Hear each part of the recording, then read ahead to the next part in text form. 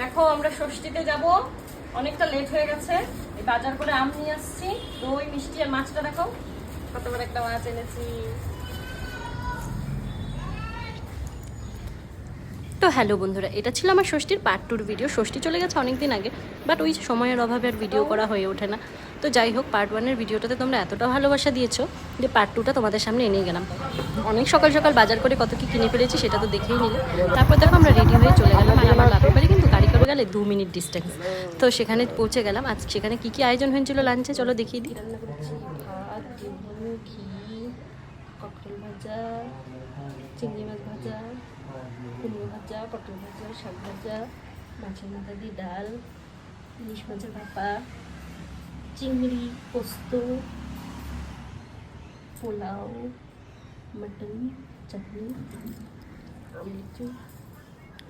আম কলা লিচুটা কিন্তু মাছ জামাই ষষ্ঠীতে দিতেই হবে, আর সাথে ছিল দই মিষ্টি।